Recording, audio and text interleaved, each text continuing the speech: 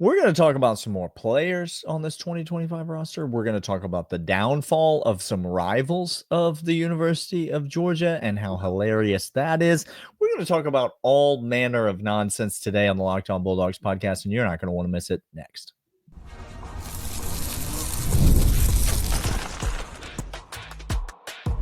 You are Locked On Bulldogs, your daily podcast on the Georgia Bulldogs. Part of the Locked On Podcast Network, your team every day. Welcome back, everybody. This is Locked On Bulldogs, part of the Locked On Podcast Network, your team every single day. Today's episode brought to you by Amazon Fire TV. Ooh. Fire TV is also on Xbox. Learn more, Amazon.com/Fire TV Locked On. You go over right now, get your boys, just hit that channel, hit play, and watch your boys riff. Wow. For as long as you have. It's fantastic over there. I mean, I can't say I recommend it, but it's not a bad way to spend your time. I do recommend it, though. He does recommend it. I recommend it. Hey, everydayers, those of you who are here every single day, we appreciate you. First listeners, those who cannot wait to download this and listen to the foolery that happens between Daniel and I. And then lastly, the 109, those who listen all the way through to the loyal third segment. We appreciate you guys the most. You're here for it. We'll get totally off the rails. Today, we are giving more hypothetically wild simulations of fantasy that Daniel and I have about this team and this coming year. Hypothetical wild simulations of fantasy is not the tagline for this podcast. But however, you tell me it's not exactly what should be the tagline for this podcast. People do love this banter, so we're off to a hot start. So we're going to go back and forth as we creep in. Slowly but surely, the temperature is rising. That thermometer is making you hate life. And maybe you're an idiot that goes in the middle of July to an Atlanta Braves baseball game, sitting in the outfield in which the sun does not have any shade on you. Maybe that's you. And you're just a dang fool like some other people. Yeah. We're going to give you information on those road trips. As we're doing that, we're going to talk. We're going to banter back and forth about this team as we're doing so. So, Daniel. Yeah. This or that is a very easy game. We played this yesterday. The people you can get with this or you can get with that. We give two options. Launch into this. We're going to jump in right away. I mean, what else do you? Okay, Dan, I'm ready to receive. No, I'm ready to receive. I don't know if you have the first serve. I have the first serve. Thank you, sir. Yeah. You can get with this or you can get with that. Kirby Smart from henceforward. Okay. Hitherto forth is somewhere ranked 5 through 9 on both high school recruits and transfer portal classes. Interesting. Okay. So both transfer as well as high school ranks. When those recruited comes out, he's 6 through 9 on class rankings for his entire tenure at Georgia. Okay. Or he is number 1 and then number 15. Yeah. And you don't know which one, transfer or high school class it is. But if it's high school class, then transfer is 15. And it's his transfer number 1, then it's high school 15 coming out of senior year. Okay. And you don't know which one it is. Follow-up question. Please go ahead. Yeah, that's great. This point of clarity will do a lot to inform my decision. It will. Is it truly random which one it is, like a flip of a coin, or is it Kirby will be Kirby and one of them will be this and one of them will be that? Or is it like a literal random chance and he's either going to get the number 1 high school class or the number 1 transfer portal class and it's just a flip of a coin which one it is? No, it is Kirby Smart has determined this year I'm going all in on the transfer portal. I understand. And because of that, I'm letting slide the high school rankings. Or no. This class coming out of these seniors in high school is it. I'm not going to even look at the transfer portal. I might get a couple guys who want to come to Georgia because of family ties or whatever, but I'm not going to look at that. It is his discretion that makes it so. Well, I think it's an interesting question, except The answer is, and always will be, I want Kirby Smart to be Kirby Smart. You understand? Like, the best version of Kirby Smart is the one that most closely resembles the actual person Kirby Smart, Clint. That's what I'm trying to say. I don't need to remake him. No, why are you going to try to do that? Anything else? Because what I want in this hypothetical scenario in which Kirby quote unquote changes is for the change to look as much like him like as it possibly could. Sure. So I'm just going to tell you that in 2025, the University of Georgia has the 22nd rated class of transfer portal commitments from 24/7. In 2024, they had the 14th rated list of commitments of the portal from 2027 or from 24/7. In 2023 and 2022, they were outside the top 50 in transfer portal recruiting class rankings. Yep. So what I'm telling you Kirby already does is says, I'll be number one in this over here because this is what matters to me. This is where you still win championships from. This is where the bread is still buttered in the high school and development ranks. And then I will pick and choose my guys in the transfer portal and I will go from there, right? Like I will take the right guys as opposed to the most guys that I possibly could. And then I'll build my team that way. So that's the version of Kirby that I'm going to take. Give me that because that's basically the version of Kirby that I'm already getting. If Georgia falls to 5th through 9th, typically on a high school recruiting cycle, that's a big problem for Georgia, right? Like that's a huge problem for the University of Georgia. That would indicate a colossal shift in balance of power in college football.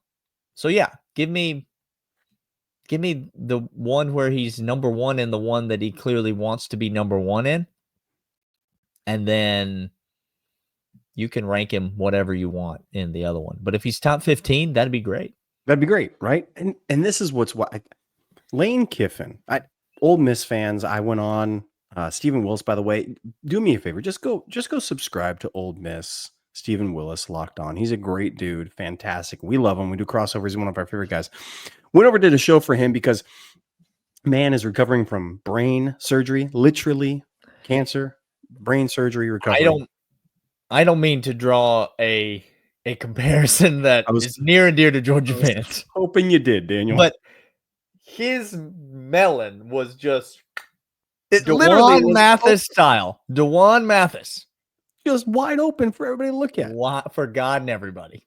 He's recovering well. Go listen. I was over there talking to Ole Miss fans, and I told them one of the questions was, what does Georgia fan think of Ole Miss? And here's the reality. Lane Kiffin and Ole Miss blew it. The best shot they had was last year when all the transfers, they came in. They were the top transfer portal get last year. They had a stacked roster of a bunch of guys. Jackson Dart has a ton of talent. Josh Allen comparisons all of a sudden out of him. They had incredible running game. They had incredible defensive guys that got drafted high. He blew his shot. He just missed in totality. I don't know if he's going to get another one. Guys like, now Kirby, on the other hand, if Kirby determines that he's going to do a Lane Kiffin and go get the best transfer portal guys and bring them on in and coach them up, it's because he thinks I can do better with these guys than anybody else that I'm going to get from the high school ranks. Now, you can tell me, again, his current philosophy is you go from high school, you train them up, you develop them, get them up. That's the current philosophy, and it's worked. And I think one that will continue working. But if Kirby tells me the market trend has changed and it's no longer the case, and now I'm going to go one for transfer, I'm going to listen to him and him alone, and I'm not going to force feed my narrative onto it. I'm going to trust him, and he's going to do what he thinks is best. And if that means I come in 15th in the high school ranks that year, so be it. I don't care. Could I just read you the top 19 schools in the transfer portal rankings This according is to actually really wild, 24/7? guys. Focus on this. This is really wild. You tell me the school that would not trade places with Georgia and Kirby Smart when you hear it. Okay? LSU, Texas Tech, Ole Miss, Miami, Oregon, Florida State, Missouri, Auburn, North Carolina, Kentucky, Texas A&M, Nebraska, Oklahoma, Wisconsin, South Carolina, Arkansas, Mississippi State, Southern Cal, UCLA. Like, Oregon had a good run of success here. No championships in the history of championships, but Correct. other than that, they're doing great. Sure, they're doing great. If Kirby's not going to focus on the transfer portal and just focus on high school, and we never come in top 15 in the transfer portal, we never get the big guy, the greatest quarterback that's behind somebody else at a college university. I don't care. Why would we care? I don't. Why would we care about things that are only so far indicators that your program is really struggling and you need massive help? All right, we're going to come back. We got more that we're going to discuss. But first, these are, in fact, game time. There's nothing like the atmosphere of NBA playoff game. Every bucket, every stop, every moment feels huge. It's electric when Steph Curry drains that three, and game time can let you be a part of it without the stress of last-minute ticket hunting. Makes it fast and easy to get the playoff tickets, even when demand is sky high. Actually, closer you get to the game, the more the prices go down. Last-minute deals can save up to 60%. All-in pricing means no surprise fees at checkout, and last-minute deals save up to 60% off buying last minute for sports, concerts, comedy, and theater. Take the guesswork out of buying tickets with Game Time. Download the Game Time app, create an account, use promo code LOCKEDONCollege, $20 off your first purchase. Terms apply. Again, create an account, redeem code LOCKEDONCollege, $20 off. Download Game Time today. Last-minute tickets, lowest price guaranteed. All right, Clint, I want to jump in and discuss a phenomenon we brought up yesterday on the podcast with you. And I'm going to we're going to dive a little bit deeper into it. We talked, if you recall, yesterday about a Josh McCray, Zachariah Branch conversation. I do remember. And in that conversation, we talked about how much you and I would welcome and value a 1,000-yard rusher for this Georgia football team. Right? So, that conversation potentially, if you're not really paying attention as a Georgia fan, you maybe have forgotten, or you maybe weren't aware, or maybe it just had never occurred to you that the last time Georgia had a 1,000-yard rushing running back, go ahead, tell the people. the year was 2019, and it was DeAndre Swift. Like, that was the running back. In 2019, DeAndre Swift rushed for over 1,000 yards. Georgia hasn't had a 1,000-yard rusher since COVID, since 2020, since 2019 was the last time that this happened. Now, I'm going to ask you sort of point blank why that is. And I'm going to give you three kind of options, because depending on who you talk to and what mood they're in that day, you're going to get one version of this from Georgia fans. Right? Yeah. The answer is either A, Georgia hasn't had a 1,000-yard rusher since 2019 because and I say all because there have been multiple of these positions filled by multiple different people. All of the offensive coordinators suck. Okay, that's clearly why the running game was abysmal last year, because the offensive coordinator sucks. And so Mike Bobo sucks. Who was the offensive coordinator before Mike Bobo? It's impossible to know. Some joke. I mean, just a loser of a man, Todd Monken. She sucks. Can we not? And then before Todd Monken, there were offensive coordinators that actually did suck. So is the answer because all of those offensive coordinators have sucked? Okay, great. Is the answer because all of those running backs have sucked. Okay. There haven't been good players. DeAndre Swift, the last guy I mentioned, The last one. that's a really good football player. Huh? And it turns out he was the last of Georgia's great running backs. You're going to hear Georgia fans who are going to give that kind of an account when they recount why Georgia hasn't had a 1,000-yard rusher. Yes, James Cook has turned out to be great in the NFL, but he wasn't that good in college. Zamir White, big time disappointment in college. You were banging that drum. Georgia just hasn't had the guys. They haven't had the horses. They haven't had the dudes at running back. And that's the reason why, because we've gone from Nick Chubb's and DeAndre Swift's to Kenny McIntosh's and James Cook's. And quite frankly, that's a downgrade. Or is the reason C that football has changed? And we're now it's a whole different game, with the NIL and Shadur Sanders. It's a football just isn't the same as it used to be. They've robbed us of our pastime, Clint. Yep. And the game has just changed, and you just can't win that way anymore. You just don't see it done where you win with 1,000-yard rushers.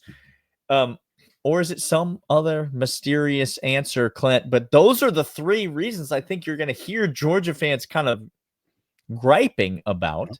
Is the truth anywhere in there?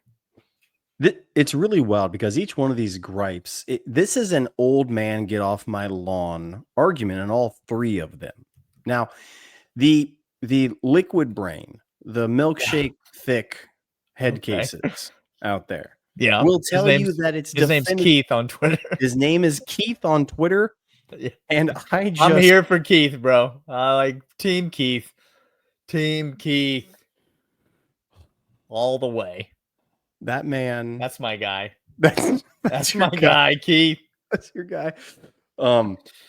It's number one 1,000% for these people. It's Mike Bobo's a hack. He's a joke. He can't call a play to save his life. This offense, clearly we had linemen drafted in the NFL draft. They were talented. They were there.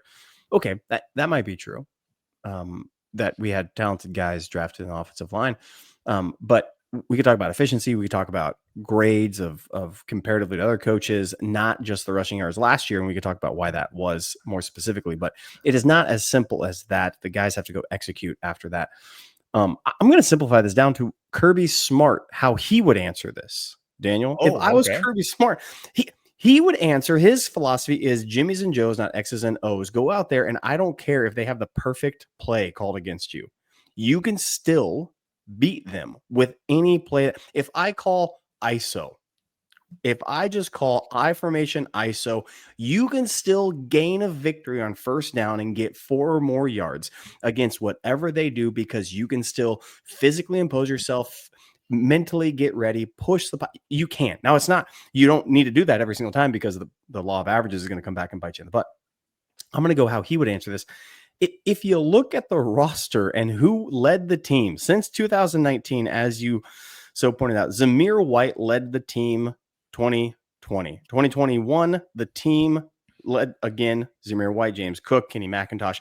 2022 comes around, Kenny McIntosh leads this team. Dejon Edwards behind him, Kendall Melton coming in third. And then the year after that, 2023, Dejon Edwards leads the team in rushing, Kendall Milton coming up from behind. Daniel, I'm not throwing any shade on any of those people at all. I'm so glad they were there. They had many memorable moments. Dejon Edwards was part of a 14-play drive in which he got the ball 14 times to drain a clock on a couple of games. It was quite remarkable. Yeah, sure.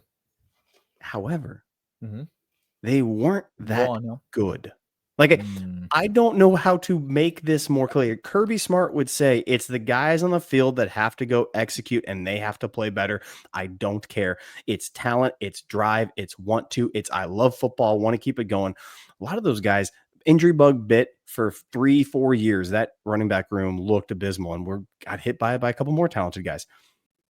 But you have to admit at a certain point, the talent just wasn't there for 3 straight years in the running back room. It doesn't bring me joy to say that. Sometimes you have to just say it. You have to just say what it is. Like,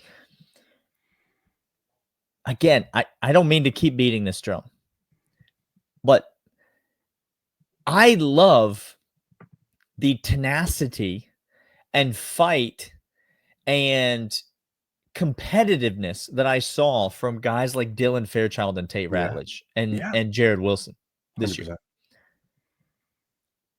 At some point, we may have to look at them and be like, they might not have been that good because Georgia really sucked at running the football, and they were on the field while Georgia was unable to move a defensive line in any marginal capacity. Correct. For those who might be saying, well, this is just not the way the football works anymore, Clint, I thought I might bait you into that one, but perhaps you remember that Ohio State had 2,000-yard rushers last year when they won the national championship, and Michigan had a 1,300-yard rusher the year before when they won the national championship. And so to say that football doesn't work that way anymore is to fundamentally not understand football. Georgia was able to get 2 national championships with Stetson Bennett without a 1,000-yard rusher. Literally took the best college quarterback ever to overcome a very depleted, talentless running back room. Oh, interesting. Yeah, well, it wasn't. He didn't do anything. It was just the defense, Keith. I forgot. Yeah. We're gonna come back in the third segment. I have a follow-up question for you about this, but first, These are, in fact, FanDuel. I was told there'd be no math. NBA playoffs are almost here. Yeah. FanDuel is giving new customers an incredible way to get on the action right now. Join FanDuel, place a $5 bet. You get $250 in bonus bets if your bet wins. I love how FanDuel makes betting so easy, whether it's picking my favorite team or diving into player props. Plus, after the game tips off, I can get in with combined live prop bets in the same game, parlay for a chance to win big. Don't miss out. Head to FanDuel.com. Claim your $250 in bonus bets today.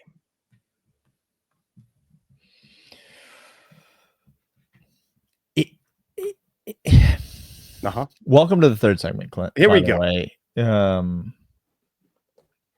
Listen, this is the part where we can just speak freely. Okay, I appreciate you reining it in for the people. Yeah, in the first 2 segments, keeping it professional. It was okay. But at this point, I think we can just speak freely. We can.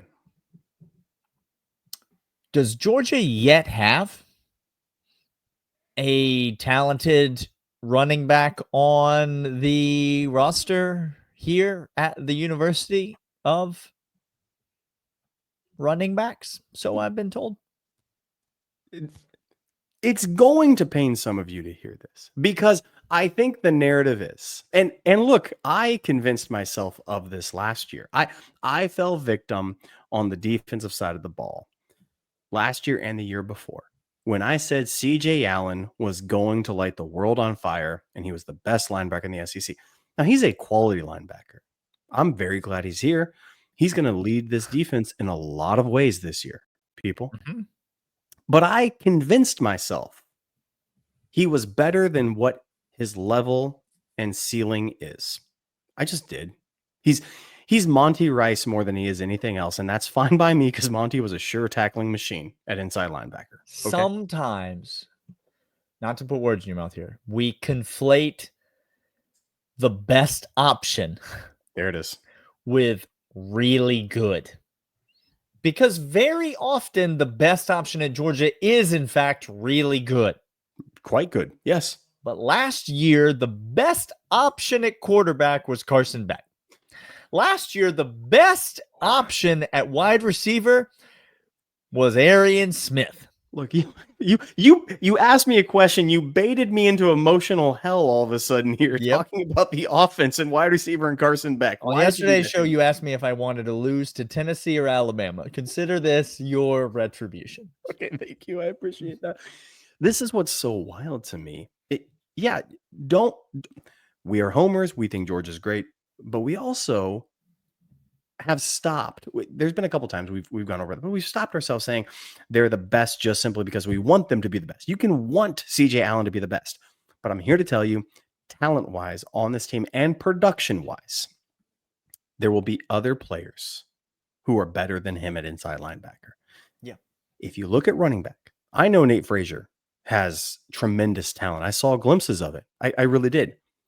However, I have seen elite talent touch the field and it light the game on fire when Nick Chubb, Sony Michel, and Todd Gurley touched the ball.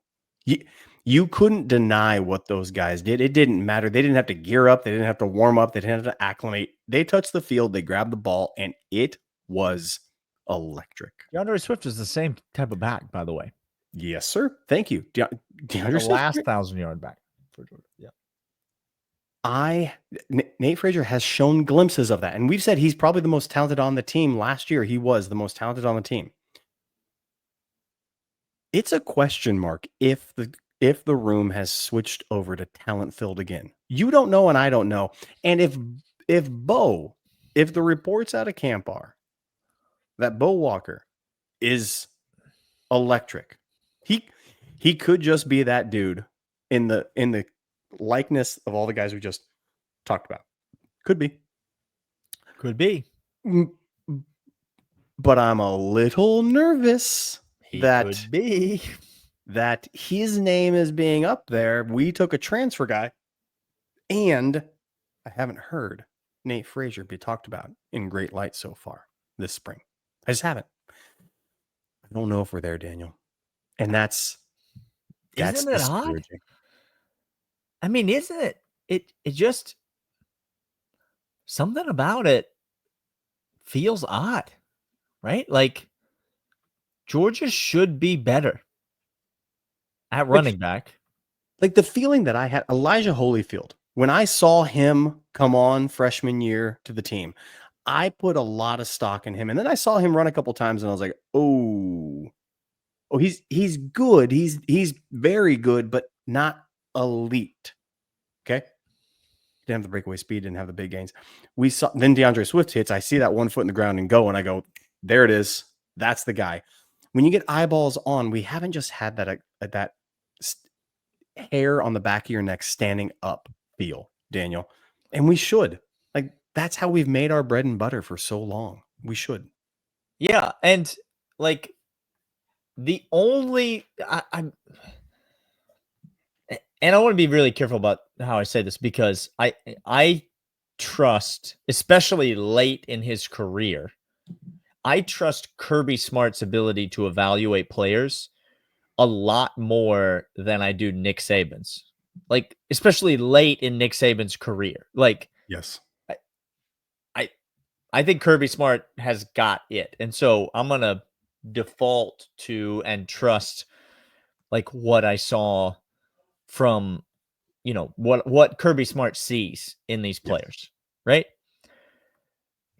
I do think it's important that we remember, however, that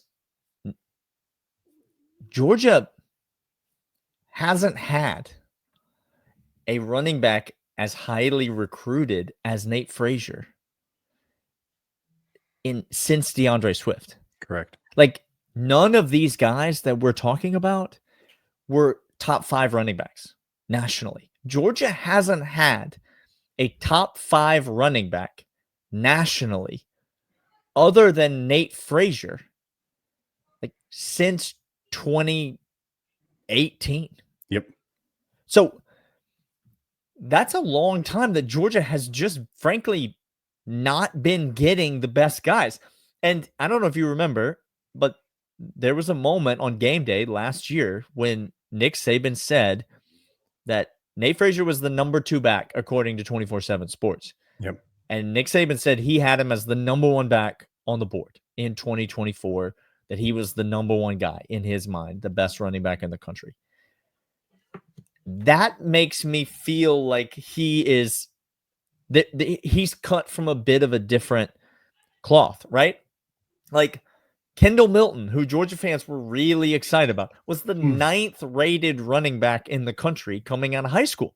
Yeah. And recruiting rankings don't mean everything, No. but Nate Frazier is, and so while I might agree with you that it's certainly not a foregone conclusion, I think there are signs that would indicate to you that he's got a freshman season, getting his feet wet, was very productive, and this year he's going to get the lion's share of the carries. I think we could still be looking at a big season, a breakout season from Nate Frazier. I think he's got more talent than any of those Georgia running backs that you were mentioning. Yeah. Dejan Edwards and Kendall Milton and like Zamir White and all of those guys. Like, I think he's got that kind of a talent. And so I do think he could be Georgia's next 1,000-yard rusher. It'll be interesting to see. For Clint, I am Daniel. We will be back all week talking more Georgia football, and we will see you guys next time. See you.